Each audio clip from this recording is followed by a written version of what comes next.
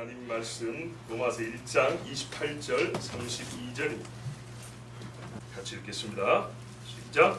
또한 그들이 마음에 하나님 그들을 싫어하매 하나님께서 그들을 그 상실한 마음대로 내버려 두사 합당하지 못한 일을 하게 하셨으니 32절입니다. 그들이 이 같은 일을 행하는 자는 사형에 해당한다고 하나님께서 정하심을 알고도 자기들만 그럴 뿐 아니라 또한 그런 일을 행하는 자들을 옳다 하느니라. 아멘. 오늘 설교 제목 보시면 어떻게 이해를 하셨는지 한번 여러분이 여쭙고 싶습니다. 혐오, 그리스도의 능력인가? 어떻게 이해가 되던가요? 조금 언뜻 이해가 잘 이렇게 뭔가 이렇게 약간 애매모호한 그런 느낌이죠. 그 애매모함을 좀 얘기를 해보실래요? 우리 젊은 분들 위주로. 젊은 분들이 하면 우리 최미 집사님부터 해서 제가 아까 청년으로서 구글 나갔지 않습니까? 그것처럼 정말 집사님 한번 혹시 어떤 느낌 드신가요? 이 질문을 보실 때 무슨 뜻이라고 여겨지시던가요?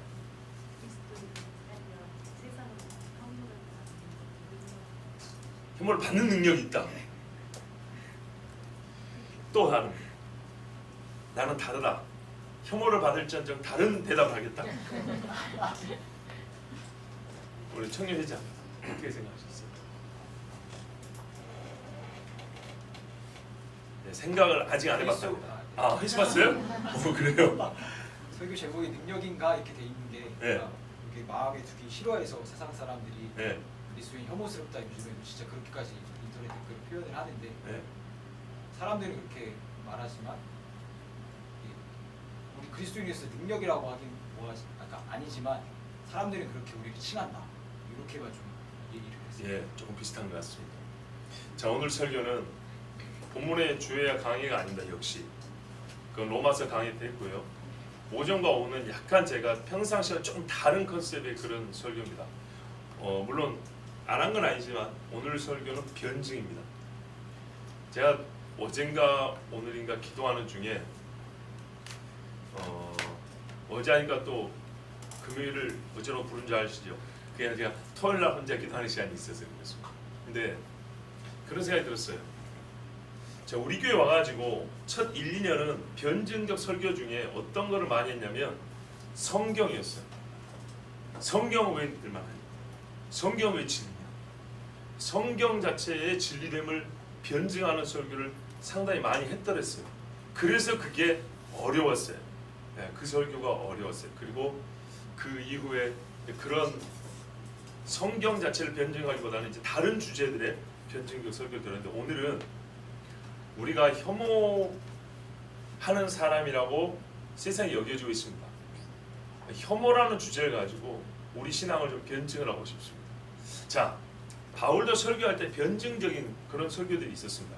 설교 전체가 아니라 설교의 한 부분을 변증으로 시작해서 예수께로 끌고 가는, 변증으로 시작해서 회개에 이르게 하는 이런 것이었죠. 그런데 그러려면 시간이 많이 걸리기 때문에 그거는 장편의 설교로 할 수 있지만 오늘 여러분은 길지만 저에게는 단편인 이 설교에서 우리는 변증에만 초점을 맞추도록 하겠습니다. 무슨 말씀이냐면 이 제목이 세상 사람들은 혐오할 줄 모르는 것 같아요. 혐오하면 전부 다 그리스도인들. 혐오하는 사람들, 혐오 받는 게 아니고요. 혐오하는 사람들은 다 그리스도인들이래요. 저것들은 동성애자를 혐오하고, 그죠? 저것들은 비기독교인들을 혐오하고, 그죠? 저것들은 술 마시는 사람들을 혐오하고, 혐오라는 말은 마치 그리스도인과 단짝인 것처럼 쓰여지고 있어요. 그래서 세상 사람들은 혐오 능력이 없는가 봐요. 우리만 혐오하는 능력이 있는 것 같아요. 그래서 세상이 요즘에 그렇게 말해주고 있어요. 능력 자랑을 안 부르는데 말의 용례를 보면 우리만 혐오하는 능력을 가진 사람인 것 같아요. 그래서 제가 그런 거예요. 혐오? 그리스도인의 능력인가? 누구든지 그리스도인 되면 혐오하는 능력을 가지게 되는가? 그렇습니까? 아니죠. 아니지만 그렇기도 해요. 자, 여러분, 오늘 제가 변증이기 때문에 정리하기 쉽게 세 가지 질문으로 하겠습니다. 질문으로 나눠서 말씀 전하겠습니다. 첫 번째, 누가 먼저 혐오했는가? 진짜 혐오자는 누구냐? 두 번째, 혐오 감정은 절대 악인가? 혐오라는 감정이 악한 것인가? 세 번째, 그러면 우리는 어찌해야 되는가? 이 세 가지 질문을 가지고 여러분 함께 말씀을 토대로 우리 신앙의 자세, 우리 신앙 생활의 한 면, 세상 사람들이 말하는 혐오의 능력자인 그리스도인이라는 이 호칭에 대하여 우리 신앙을 변호해 보겠습니다. 누가 먼저 혐오하는가? 오늘 1장 28절을 보면 또한 저희가 많은 걸 하는데 이것도 해요. 누가요? 저희가, 세상 사람들이 마음에 하나님 두기를 싫어하며, 혐오라는 말이 일반 사전에서 무슨 뜻인지 아세요? 미워한다가 기본이에요. 예, 부정하게 여겨 미워하는 거예요. 그래서 거리끼고 배척하는 거예요. 이 혐오예요. 제가 정밀하게 사전적 뭡니까? 단어 하나하나를 다 생각하지만 의미상 이래요. 맞죠? 혐오라는 말이 그런 말이에요. 싫어해서 멀리한다는 얘기예요. 자, 그럼 하나 물어볼게요. 하나님이 먼저 사람을 싫어했나요? 사람이 먼저 하나님을 싫어했나요? 그렇죠. 오늘 이 말씀에 인과관계가 그렇게 됐어요. 저희가 싫어하니까 하나님께서 어쨌답니까? 내버려 뒀대요. 그냥 하고 싶은 대로 하라고. 내버려 두니까 합당치 못한 일을 하게 하셨으니, 이 하게 하셨으는 안 하면 죽어, 합당치 못한 일 해, 이게 아니고 내버려 두니까 자동적으로 하게 되더라는 말이죠.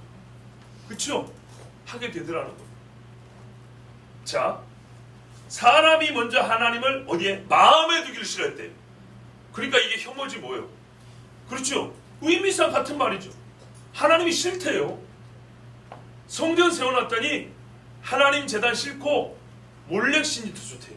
바알상이 더 좋대요. 아세라 여신상은 몸매도 좋아. 그럼 거기다 갖다 놓는 거예요. 이방 향이 더 좋대요. 이방 제물을 바치면 떨어지는 떡고물도 많다는 거예요. 그래서 하나님께 싫대요. 하나님이 싫고 하나님에 속한 게 싫대요. 예수님, 아니 우리 주님 뭐라 그랬죠? 성령께서 요한을 통해서 세상에 속한 것들을 사랑하지 말라는데 거꾸로 했어요. 하나님과 하나님께 속한 것이 싫어요. 이게 인간의 마음입니다. 자, 그러면 언제부터 그랬죠? 최초의 범죄입니다. 최초의 범죄의 결과가 타락입니다. 그럼 뭐 최초의 범죄죠. 최초의 범죄부터 사람은 마음에 하나님 두기를 싫어했어요. 하나님이 부르니까 숨었지요.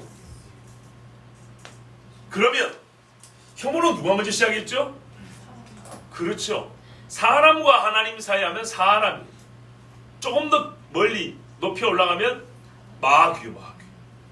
마귀가 하나님을 정말 미워했어요. 그렇죠? 마귀는 하나님을 얼마나 미워했죠? 죽여버릴 정도로 미워했어요. 그래서 그 아들 예수를 죽여버렸죠. 그렇죠? 그러면 이제 한번 물어볼게요. 죽여버릴 정도로 미워하는 거하고 혐오하고 어떤 게 더 강한 감정이에요? 그죠? 죽여버릴 정도로 미워하는 게 혐오보다 강한 감정이죠. 여러분, 이 세상은 또 괜히 우리를 오해하게, 우리의 뭡니까? 우리 생각을 흔들어요. 그 뭐냐면 혐오라는 감정이 부정적인 감정 중에 왔다인 것처럼 자꾸 그렇게 선동을 하거든요. 세뇌를 시키려고 그래요. 혐오는요, 제일 끔찍한 감정이 아니에요. 제일 끔찍한 감정은 살의예요. 살의. 죽여버리고 싶은 마음. 이게 최고로 끔찍하고 무서운 감정이에요.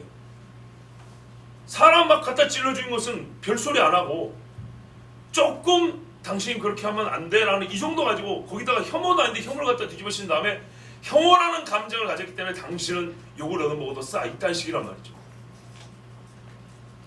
자, 마귀가 이제 혐오라는 말을 쓰자면 먼저 하나님을 혐오했어요. 그리고 사람으로 하여금 하나님을 혐오하는 마음을 갖게 했어요. 어디까지 이르렀냐? 다윗 마음도 그렇게 바꿔버렸어요. 하나님 사랑한 곳으로는 세상의 둘째가 라면 서러울 다윗까지도 뭐냐면 네가 나를 멸시하여 이렇게 됐어요. 그리고 밧세바가 더 좋아, 왕권이 좋아, 쾌락이 좋아, 솔로몬 다 이렇게 바꿔치기 해먹었어요. 소돔과 고모라를 보세요. 광야에서 이스라엘 백성이 한 짓을 보세요. 이게 다 하나님을 기뻐하여 한 것이 아니고 하나님을 마음에 두기 싫어해서 한 겁니다. 그죠? 그 행한 만큼 마귀 것을 좋아했다는 표시입니다.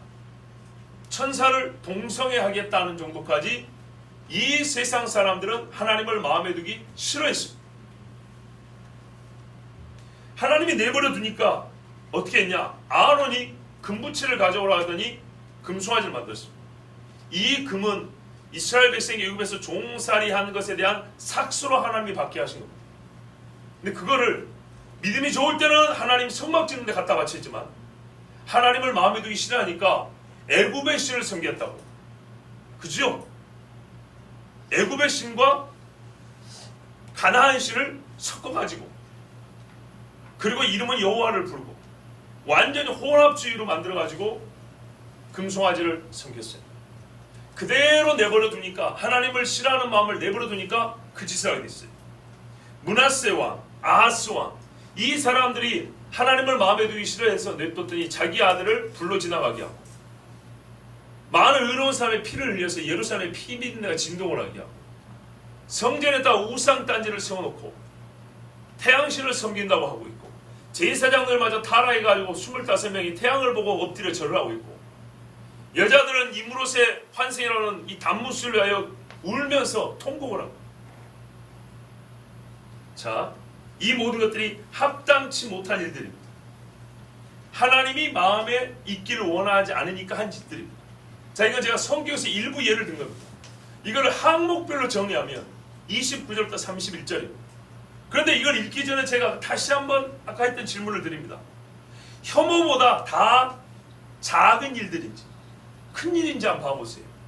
자, 29절부터 30절, 31절 같이 읽습니다. 곧 모든 불의, 추와, 탐욕, 악의가 가득한 자요, 시기, 살인, 분쟁, 사기, 악독이 가득한 자요, 수군수군하는 자요, 비방하는 자요, 하나님께서 미워하시는 자요, 능욕하는 자요, 교만한 자요, 자랑하는 자요, 악을 도모하는 자요, 부모를 거역하는 자요, 우매한 자요, 배약하는 자요, 부정한 자요, 무자비한 자라. 아멘. 자, 여러분, 하나님을 혐오하지 않는 사람은 이런 일을 안 합니다. 하나님을 혐오하는 사람들은 일부러 이런 짓을 찾아갖고 합니다. 그쵸? 제가 말을 길게 하지 않을게요. 여러분 동의하시면 사정없이 고개를 끄덕끄덕 해주시고 아멘이라도 좋고 예라도 좋습니다. 하나님을 경외하는 사람은 절대 이런 일을 꿈꾸지 않습니다. 혹이라도 이런 일을 하면 사지가 떨어져서 잠을 못 잡니다. 그러면 한 가지 물어봅니다. 여기 29절부터 31절에 기록된 이 사람의 습성이나 감정이나 행위나 언사, 말이 이런 유형에 속한 이 것들이 말이죠. 다 혐오보다 작습니까? 혐오보다 큽니다.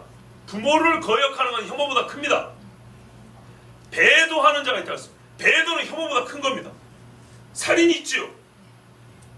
살인은 분명히 혐오보다 큽니다. 그러면 말씀드립니다. 하나님을 마음에 두기 싫어하면 말이죠. 우리 세상 사람의 마음도 혐오보다 더 무지막지한 짓을 하게 돼요. 그러므로 제가 말씀이 요지를 말하면 세상은 이미 이런 것들로 하나님을 괴롭히고 있다면 하나님을 혐오하고 하나님을 믿는 신자들을 혐오하는 것은 이미 세상이 옛날부터 하고 있다는 얘기입니다. 누가 누구를 혐오한다는 얘기인가요? 그들이 우리를 혐오해서 그들이 2000년 전에 신자들을 잡아 죽였잖아요. 그렇죠? 왜 죽였다고요? 그냥 예수 믿는다고 죽인 게 아니에요. 죽이는 이유가 여러 가지예요. 예수 믿는 것 때문에 파생된 이유가 있어요. 나를 신이라고 믿어야 되는데 안 믿는다는 거. 우리나라 종교는 A라는 종교인데 예수 믿으라고 해서 A 종교를 뭐라고요? 붕괴시킨다고. 우리나라의 고전 종교를 붕괴시킨다고. 그래서 죽인 경우가 있고, 또 어떤 경우는 예수를 믿고 나니까 삶의 법이 달라지죠. 생활 방식이 달라져요.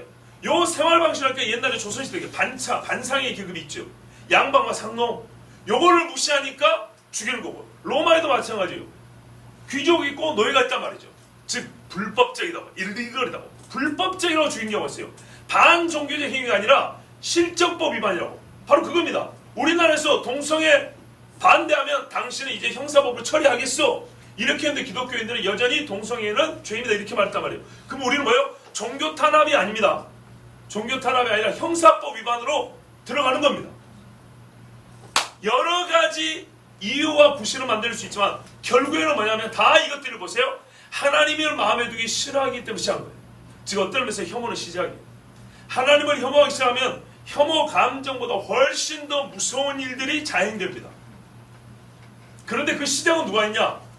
반그리스도인, 비그리스도인, 마귀가 먼저 시작을 했다고요. 그래서 실제로 이와 같은 일로 수많은 그리스도인들을 죽이고 핍박을 했어요.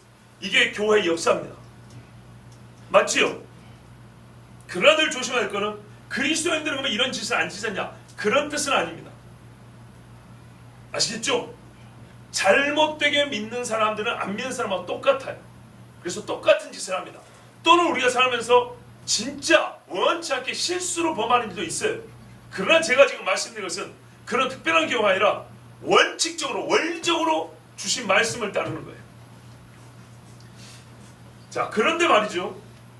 이런 일을 행하는 사람들이 양심은 있어서 뭘 하냐면 사형에 해당하다고 한대요. 우와, 이거는요 진짜 혐오자들이야 이 사람들. 여러분 29절에 살인에 대하여 사형에 해당한다고 말한다면 그나마 고개가 끄덕끄덕해지죠. 그런데 시기가 사형에 해당합니까? 조금 우매하고 이게 좀 안 돌아가면 사형에 해당합니까? 하나님을 알지 못한다. 무자비하다. 거지에게 돈 한 푼 안 던져주면 사형에 해당합니까? 안 그러죠. 그런데 하나님은 그렇게 정해놨어요. 그런데 세상 사람이 양심으로는 그걸 안 돼요. 그 행위의 결국을 안 돼요. 보세요. 사형에 해당한 하나님의 정하심을 알고도 자기들만 행할 뿐 아니라 또한 그 일을 행하는 자는 옳다 하느니라. 이게 진짜 기독교를 혐오하는 더 큰 이유가 되는 거예요. 아는데 따르기는 싫은 거예요. 따르기는 싫다고 하니까 어떻게 해요? 자기하고 똑같이 죄 지은 사람들을 죄 아니다고 말해줘야 되겠죠. 죄 아니다고 말을 해줘야 자기도 죄 아니라고 인정받을 거 아니에요. 그러다 보니까 죄라고 말하는 사람, 자기들의 양심이 소리치는 것과 똑같은 소리를 하는 사람을 죽이도록 미워하는 거예요. 그러니까 그리스도인들을 미워하는 겁니다. 그리스도인들을 혐오하는 겁니다.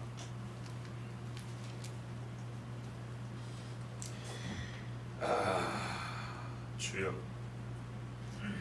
양심을 속이면서까지 옳다라고 말을 하려면 어느 정도의 위선과 거짓과 누명 씌우기가 있어야 한다고 생각하십니까? 사람이 식당에서 밥 먹다가 5,000원짜리 지폐 하나 주셨어요. 요거 하나, 아니 주순간에 훔쳤다 그럽시다. 옆에 사람 밥 먹는데 지갑에서 약간 삐진한 거를 살짝 가져갔어요. 그런 사람 없겠지만 이해를 안 하더라고요. 자, 5,000원짜리 지폐 한 장을 훔친 일도 누가 네가 훔쳤지? 이렇게 말할 때 속이고 덮고 부인하려면 얼마나 많은 거짓말과 연기가 필요합니까? 왜곡과 은폐와 조작이 필요하단 말이에요. 5,000원짜리 하나 훔친 것도 아니라고 말하려면. 그런데 시기, 분쟁, 살인, 악도, 부모를 거역하고 버리고 이 모든 것들이 사형에 해당한다고까지 아는데도 아니라고 부정을 하려면 그에 버금가는 정도의 제2, 제3의 범죄가 또 양산되는 거예요. 그걸 덮을, 그 큰 죄를 덮을 만한 또 다른 죄가 만들어져야 이게 덮어지는 거예요. 여러분, 그래서 우리의 상상을 불허할 정도로 어마어마하고 무시무시한 음모와 조작과 왜곡이 있습니다. 하만이 말이죠. 유대인을 죽이려고 할 때 유대인에 대한 혐오감을 가졌죠. 그렇죠? 그 혐오감인데 이 혐오감을 가지고 그대로 말하면 자기 말이 그렇게 명분이 약하다는 거 알았어요. 그래서 뭐라고 거짓말을 보탰냐. 당최 이 제국에 득이 되지 않고 해 만드는 버러지 같은 놈들이 있는데 이놈들은 유대인입니다. 황제 폐하. 그렇게 막 얘기를 하면서 내가 이 나라에 대한 충성이 있기 때문에 드리는 말씀인데 제가 알아서 황제 대신 이 이놈들을 제거하겠습니다. 제 충심을 보여드리기 위해서 제가 은 1만 달란트를 바치겠습니다. 요 정도 되면 속을만 하죠. 은 1만 달란트를 바치면서 1달란트가 약 35kg만 해도 이게 얼마입니까? 5만 킬로? 어마어마하죠. 350톤? 은 350톤을 갖다 바치. 왜 저렇게 많이 해먹었을까요? 하여튼 이 정도를 갖다 바치면서 보이고 싶은 게 뭐냐면 나라에 대한 충성심이었어요. 왕에 대한 충성심이었어요. 그런데 이 사람의 말이 맞습니까? 유대인들이 이 나라에 득이 안 됩니까? 근데 이거를 사람들이 쉽게 설득이 안 되니까 돈으로 설득을 시키는 거예요. 돈으로. 여러분, 옛날 유럽에서 수백 년 동안 쭉 이렇게 불렀어요. 이게 무슨 말이죠? 사전 번역으로는 그냥 유대인입니다. 그런데 쭉 이렇게 부를 때 뭐냐면 비하와 혐오의 발언입니다. 저 유대인 새끼 뭐 이런 식의 이야기. 서양말에는 높임말이 없다 하지만 그거는 전혀 모르고 하는 이야기죠. 높임말 있지요? 있어요. 높여 부르는 말이 있어요. 요즘에 사람들이 좀 건방지에서 높임말을 잘 안 써서 그렇지 옛날 영어만 하더라도 높임말이 있어요. 자, 주라고 부르는 것은 유대인을 지칭하는 것이 아니라 유대인을 비하하여 지칭하는 겁니다. 그 다음에 우리나라에 있어요. 예수쟁이. 예수쟁이는 예수 믿는 사람이라는 존경 또는 고사함의 표현입니까? 아니면 비하하는 이름입니까? 비하하는 거죠. 프로테스탄트. 아주 적나라하고 껍데기 다 벗긴 한국말로 뭐냐면 개기는 놈들. 그런 뜻이 맞지요? 맞다잖아요. 아니 저는 진짜 거짓말이에요. 일부러 웃기려고 하는 게 아니에요. 감을 좀 잡아야 돼요. 감을. 예. 저놈 새끼들은 꼭 세상에 뭔 말하면 토를 달고 개기는 놈들이라고. 예수쟁이들. 우리 한국식으로 예수쟁이란 말이 영어로 그쪽 동네 유럽 사람들 프로테스탄트예요. 버티고 저항하고 맨날 싸우는 놈들이라고. 그런데 듣고 보니 이게 어떻게 해요? 맞더라고요. 맞아. 그래서 우리는 프로테스탄트 이렇게 불렀어요. 자, 여기까지 첫 번째 질문에 대한 대답이 됐습니다. 길게 말하지 않아도 성경과 기독교의 역사는 세상이 먼저 기독교인들을 혐오했고 또 그보다 더한 감정을 가지고 있었기 때문에 수많은 예수 믿는 사람들을 죽였고 교회를 파괴했고 그리고 그 뿌리는 거짓의 아비인 마귀로부터 시작하여 마귀가 하나님의 아들을 죽이기까지 미워한 바로 그 감정. 그건 혐오보다 더 큰 거예요. 즉 마귀의 혐오보다 더 큰 감정으로 말미암아 사람의 마음속에 혐오보다 더 큰 하나님에 대한 미움, 하나님의 사람들에 대한 살의가 있고 그래서 그거보다 더 작은 혐오라는 감정은 당연히 세상이 그리스도인에 대하여 가지는 감정이 됐어요. 그리고 시작도 세상이 먼저 했어요.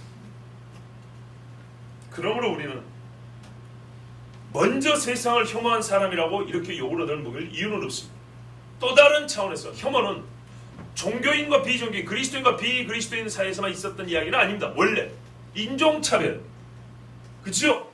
이건 대표적인 세상에 말하는 혐오입니다. 여러분, 우리가 말하는 아니 세상에 말하는 기독교가 있기 전에 애굽 사람들은 히브리인들과 같이 밥을 안 먹더라. 요즘으로 말하면 완전한 인종차별이죠. 옛날에 일본 사람들이 조센징 했단 말이죠. 그렇죠? 그뿐이 아니죠. 아까 말했던 독일 사람들이 유대인을 향하였어요. 옛날에 서양 사람들이 백인들이 흑인을 향하였어요. 우리 누렁둥이는 어떻게 해요? 또 껌둥이를 향하였어. 그렇죠? 가만 보면 이것은 전부 다 자기중심적으로 생각하면서 남을 비하하는 모든 전 인류가 갖고 있었던 감정이에요. 혐오. 맞죠?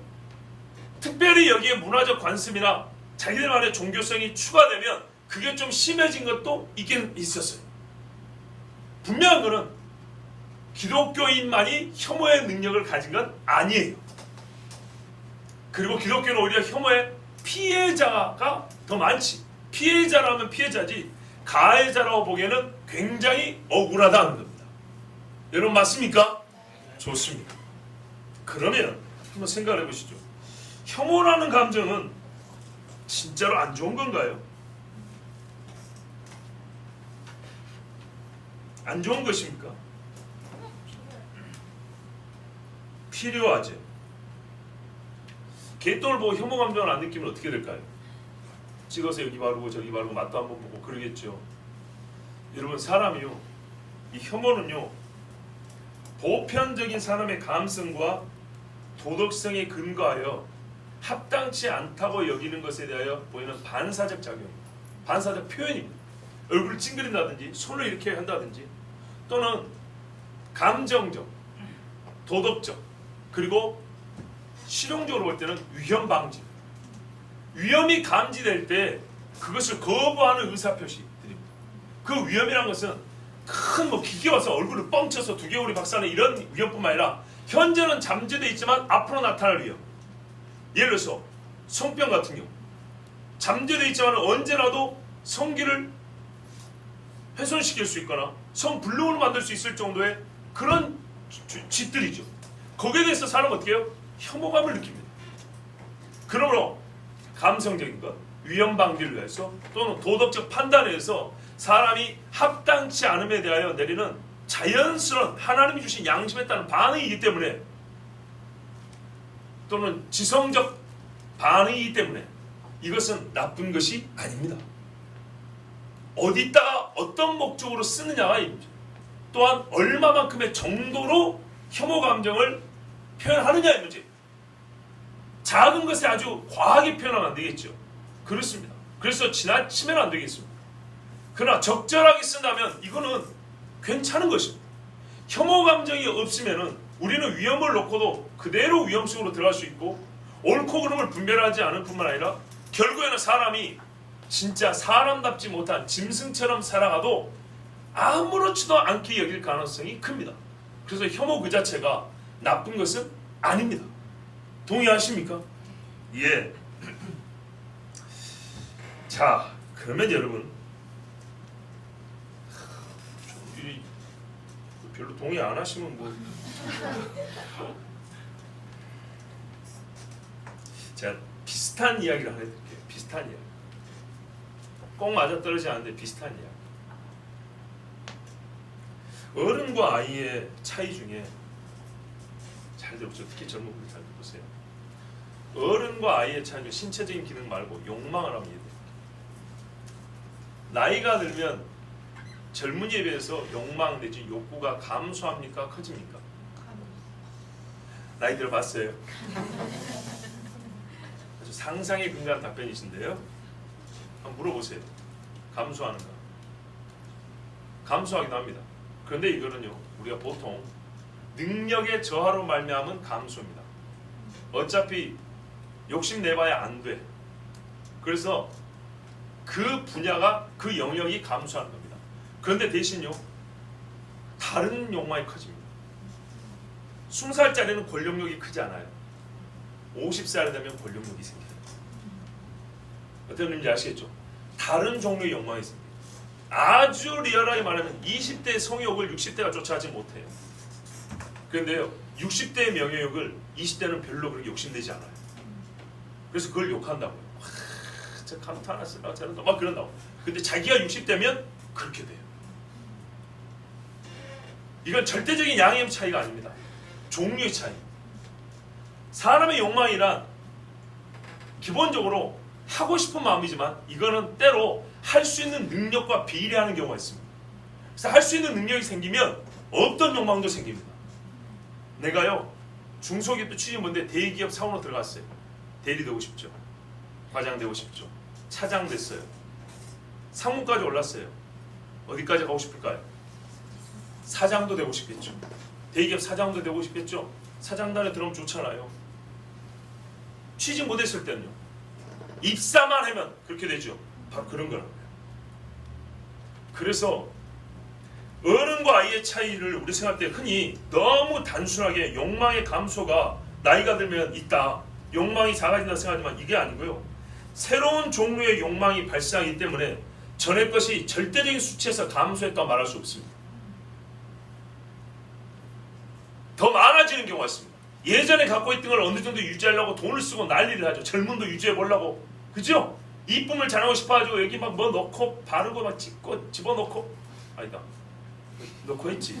주름 없애고 땡기고 막 이거 하죠. 그리고 추가로 더.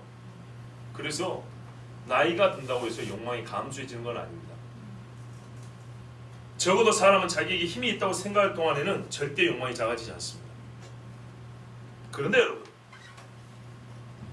우리 젊은 사람이 그렇게 오해하는 경우가 왜 있게 되냐면, 어리게 되면 젊은이보다 느린 게 또 하나 있긴 있습니다.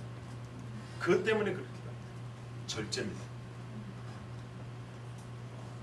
죄송한 표현이지만 잘 어른이 되신 분들은 절제를 잘합니다. 욕망이 감소해서가 아니에요.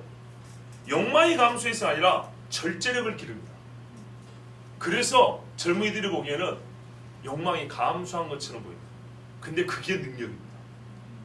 자제, 절제, 인내. 이게 어린애들은 불가능하고 청년들은 하기가 어려운 거고 나이 드신 분들이 잘하는 거예요. 자, 왜 이야기를 하느냐? 좀 더 들어보십시오.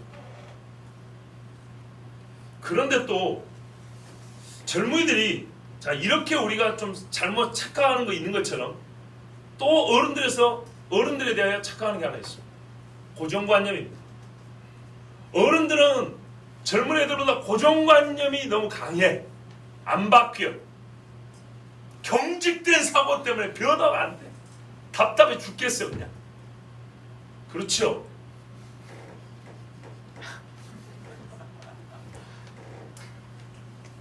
자, 하나 여러분 물어볼게요. 고정관념은 혹은 경직된 사고는 항상 좋지 않은 것입니까? 이제 이렇게 물어보니까 아니라네. 아, 인정해요. 자, 보세요 여러분. 바로 그렇게밖에 생각 못하는 젊은 여러분이 경직된 사고를 갖고 있는 거예요. 고정관념이 왜 나쁘죠? 어떤 관념, 생각이 고정되어 있다는 게 항상 나쁜가요? 모든 일에 유연한 사고가 필요한 건 아닙니다. 여러분, 고정관념이란 건요, 때로 오랜 삶에서 도출된 원리와 원칙입니다. 삶에는 실제로 원리와 원칙이 있어야 됩니다.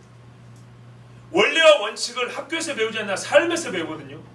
오래 산 사람이 발견한 것들입니다. 그래서 이거는 바뀌면 안 된다고 생각하는 것이 있고, 그거를 젊은이들이 시간 낭비하지 않게 미리 가르쳐 주는 겁니다. 항상 고정관념이 나쁩니까? 젓가락을 이렇게 쥐어야 됩니까?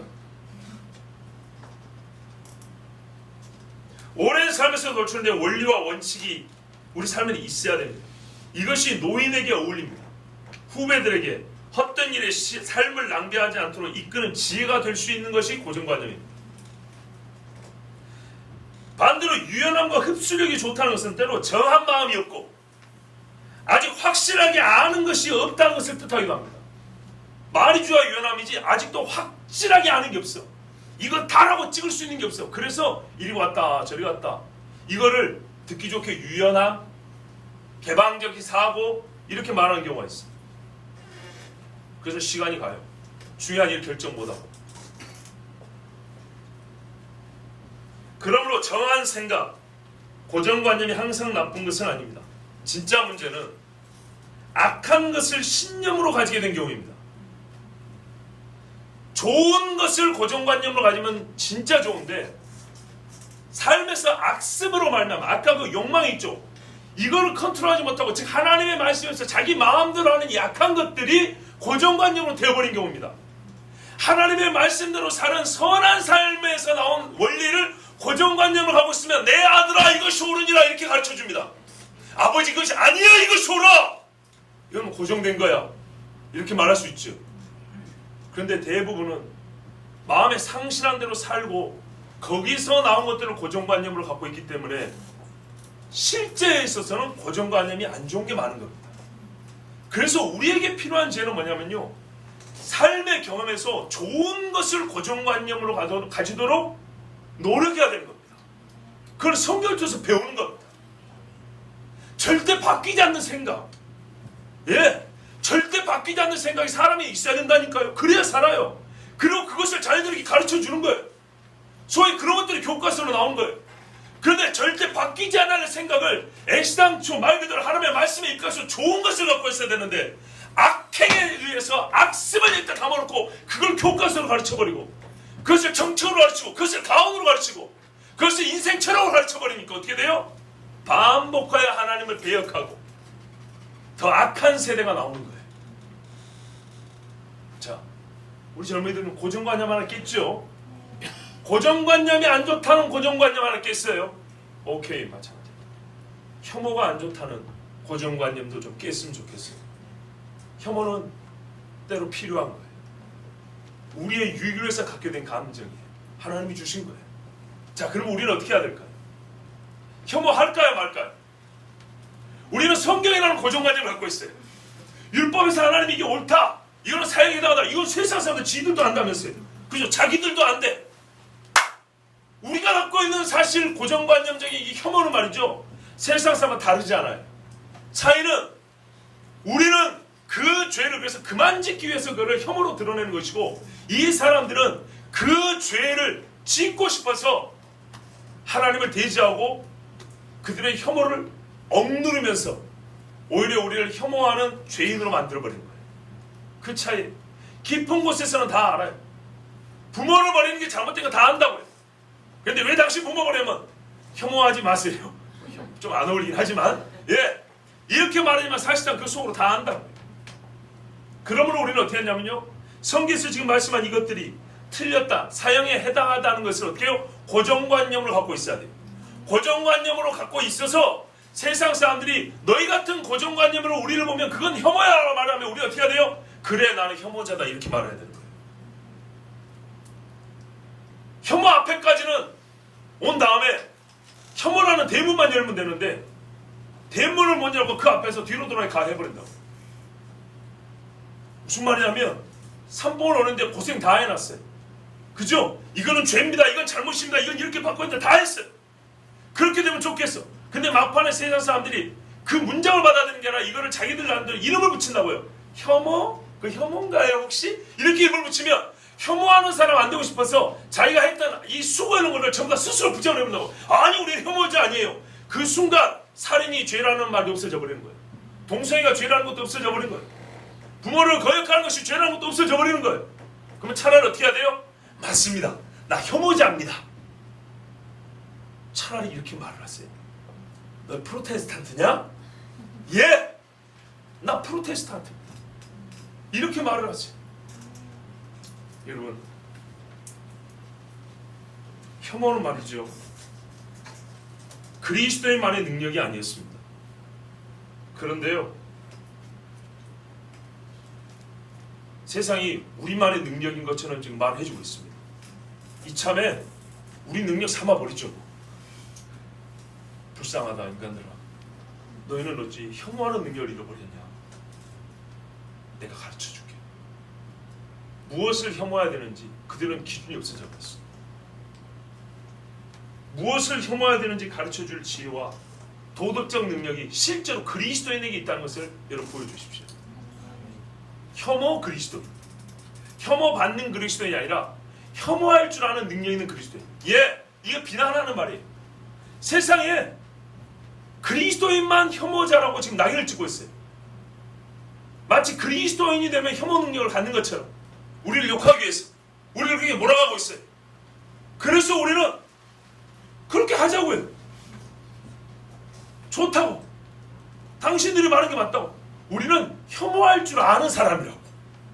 정말 말 잘했다. 세상에 혐오할 줄 아는 사람이 지금 사라져가고 있는데 우리 예수쟁이들이야말로 혐오할 줄 아는 사람이다. 무엇을 혐오해야 되는지 아는 사람이다. 우리가 기준을 좀 가르쳐주랴. 여기 있다. 로마서 1장, 출애굽기 20장, 신명기 5장, 레위기 16장. 이게 우리의 혐오의 기준이다. 우리는 이 말씀을 할 때 혐오할 줄 안다. 여러분, 그렇게 가르쳐주세요. 할렐루야죠. 그리스도인이라고 여겨지진 않지만 해리포터 영화 아시죠? 이 소설 원작자인 J.K. 롤링이라는 영국의 여류 작가가 있습니다. 이 작가가 말이죠, 지금 인터넷 신문 5만대 다 나왔어요. 보신 분들이 있을 거예요. 소위 동성애자 내지는 트랜스젠더를 비롯한 성소수자들한테 말로 정말 집단 폭행을 당하고 있는데, 왜 그랬냐면 어떤 사회적 기업이랍니다. 필리핀의 복싱 챔피언 빠키아오라고 있어요. 빠키아오가 카톨릭 교인에서 우리 프로테스탄트로 회심을 하고 왔어. 몇 년 전에. 그리고 이 사람이 열심히 찬양 인도를 막 합니다. 나이가 저하고 동갑이 한 살 더 많은가 그래요. 근데 이 사람 막 찬양 인도도 하는데 국회의원 출마도 했어요. 필리핀. 근데 나는 동성애를 반대한다고. 하나님은 그렇게 만들지 않았다고 대놓고 얘기했더니 후원사인 미국의 나이키가 후원을 끊어버렸어요. 그런데도 여러분 프로 선수한테는 다 돈이잖아요. 프로 선수가 스폰서 끊겼다. 이거는 치명적이거든요. 혼자만 굶는 게 아니고 스태프들 있죠. 그렇죠. 코치, 감독 이 사람들이 다 수입이 주는 거예요. 그런데 빠키오가 상관하지 않는다고 했어요. 그리고 자기 소신을 말했어. 그런 것처럼 왜냐하면 그리스도인에서 이걸 말하지 않을 수 없다고 했어요. 그런데 이 영국은 지금 상당히 많이 이슬람화되었고 반그리스도인 정서가 팽배했는데 그래서 이 사람이 그리스도인지 아닌지는 모르겠어요. 그런데 이분은요 정치적으로는 노동당을 지지하는 사람이에요. 전부터 소위 영국의 보수당을 미워하는 사람이에요. 이 작가가. 그런데도 불구하고 여러분께서 진보 보수의 문제가 아니라는 거예요. 뭐라고 말하냐면 이 나이키 같은 사회적 기업, 그러니까 사회에 봉사하는 이 기업이 어떤 칼럼을 썼는데 거기 뭐라고 했냐면 트랜스젠더였죠. 성전환 수술한 사람을 향해서 이 월경하는 사람이라고 했어요. 무슨 말이냐면 여자가 생리를 하는데 남성의 정체성으로 사는 사람. 우리말은 여자죠. 근데 여자인데 나는 남자라고 불리고 싶어. 그리고 나는 남자니 여자니 이런 식으로 부르지 마. 이런 사람들을 여자라고 안 쓰고 싶어가지고 이 칼럼에서 월경하는 사람 이렇게 썼어요. 이거를 보고 정치적으로는 진보주의자지만 이 롤링이라는 여자가 뭐라 그러냐면 이런 사람들, 그러니까 월경하는 사람을 가리키는 말이 단어가 분명히 있긴 있었는데 기억이 안 나네요. 누가 알면 좀 가르쳐주세요 이렇게 말했어요. 이게 무슨 뜻인지 아시겠죠? 월경하는 사람? 나 그런 사람 어떻게 부르는지 다 알았는데 까먹어버렸네. 그런 사람 뭐라 부르죠? 여자. 그러니까 여자라고 부르면 되는데 왜 여자라고 안 부르고 오히려 더 혐오스럽게 시리 월경하는 사람이라고 부르냐고. 왜 이런 바보 같은 짓을 하냐고 자기 트위터에 글을 썼어요. 그랬더니 그 여자의 소설로 영화를 찍은 영화 배우들도 비난을 막 했어요. 대다수 트랜스젠더들이 성 정체성 때문에 차별을 받고 있는데 트랜스젠더 성 혐오 발언을 멈추세요 하고 막 댓글이 쭉 달렸어요. 이야, 여러분 이 여자가 여기서 뭐라고 대답했냐면 여성을 월경하는 사람, 외음부를 가진 사람이라 표현하면 비인간적이고 폄하적으로 들린다. 여자인 내가 듣기에는 정말 나 비인간적으로 부르는 것 같다. 여러분도 그렇지 않으세요? 내가 그저 원하는 것은 그 어떤 협박 없이 자신의 목소리를 들어달라는 여성에 대한 공감과 이해다. 이렇게 대답을 했어요. 자, 여러분 제가 조금 더 부연 설명해 드릴게요.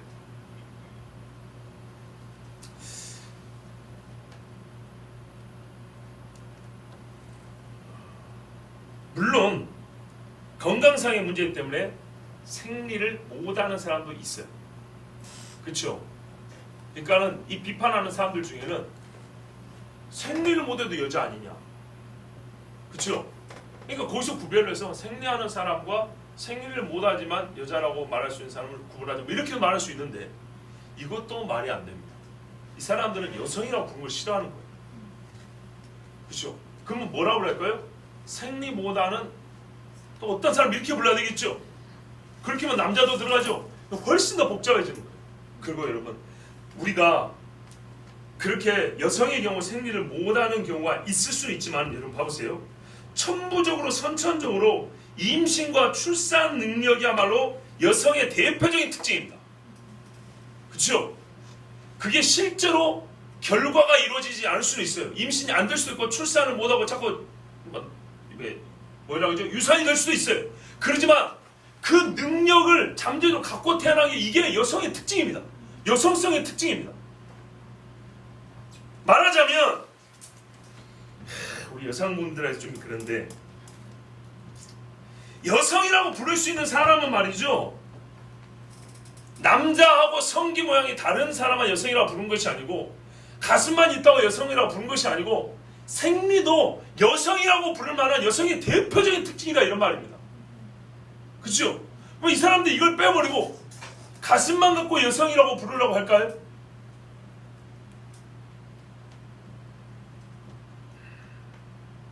제 말을 참 이 말이 좀 어려워서 그런데 이해되시죠? 여성이라고 말할 수 있는 얼굴 생김새, 피부의 고움, 그 성기의 모양 이런 것뿐만 아니라 임신할 수 있는 능력이라는 것도 생리한다는 것도 여성의 진짜 고유한 특징이라고요. 고유한 능력이라고요. 그죠? 근데 그거를 여성성과 결합시키지 않고 별도로 나눠가지고 여성과 무관한 어떤 사람의 능력으로 해서 팔에 힘이 센 사람, 달리기를 100m에 5초 만에 달릴 수 있는 이런 것처럼 생리하는 능력이 있는 사람, 생리를 못하는 사람 이렇게 나눈다는 게 얼마나 웃깁니까? 이거는 여성하고 나눌 수 있는 게 아니라니까요. 무슨 말인지 이해되시죠? 오히려 여성을 이 땅에서 없애버리는 말이 되는 겁니다. 오래된 사람을 부르는 중요한 아주 고유한 호칭을 없애버리는 게 되는 겁니다.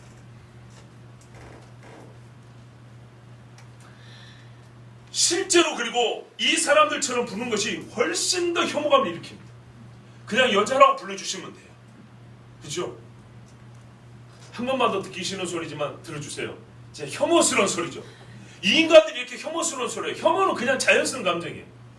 가슴에 젖이 2개 달린 인간, 한 달에 한 번 피비린내를 풍기는 사람의 한 종류, 곰같이 엉덩이가 부풀어 다니는 직립보행 동물.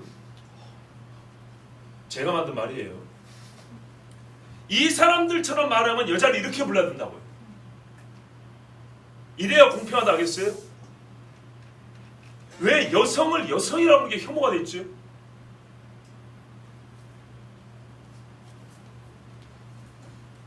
여성을 여성이라 부르자는 말이 여성을 월경하는 사람이라 부르는 트랜스젠더에 대한 혐오가 될 수 있습니까? 근데 세상은 그렇게 만들어갑니다. 원래 여자를 여자라고 부르는 것은 애초에 혐오 발언이 되지 아니하고 도리어 여성을 혐오하는 자들의 발언을 바로잡는 말입니다. 당신 말 틀렸어요. 말은 그렇게 하는 게 아니야. 그렇게 말을 더럽게 하는 게 아니야. 여자라고 부르면 되는 거예요. 이 사람아. 자기들 마음대로 말을 바꿔놓고 뜻을 바꿔놓고 이름을 붙여놓고 자기들을 반대하거나 옳게 교정하려는 자들을 혐오 발언자라고 낙인 찍는 법은 누가 세웠습니까? 이게 이 세상에 세운 법입니다. 자기들만 행할 뿐 아니라 그렇게 행하는 자들을 옳다 하는 거야.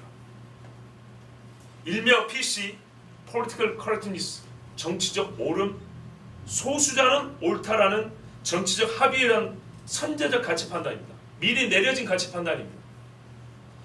이것은 세뇌와 선전에 의한 결과입니다.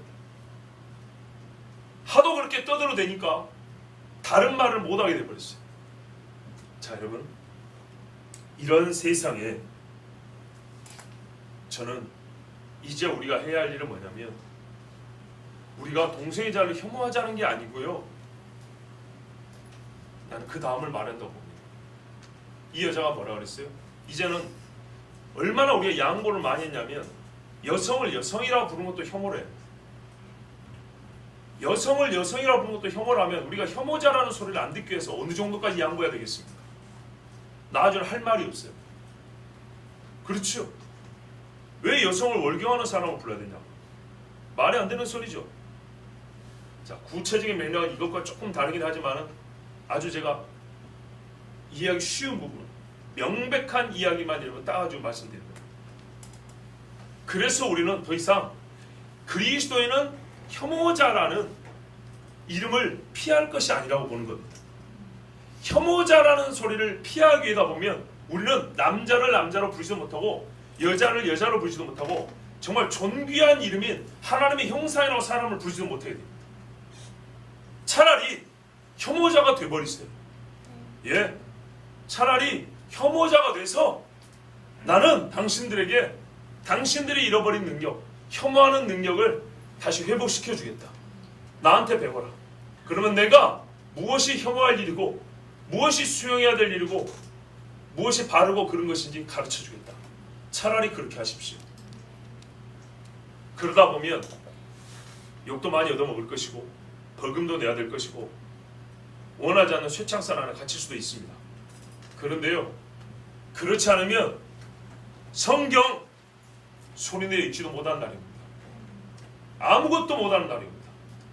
세상에 100년 전 선교대국에 때 연구해서 여성을 여성이라고 부르는 것도 혐오 발언이라고, 거기다가 자기들을 소위 대스타로 만들어진 작가한테까지 이렇게 비난을 하는 게 이 세대 사람들의 사고방식이고 이 썩어빠진 마음들입니다.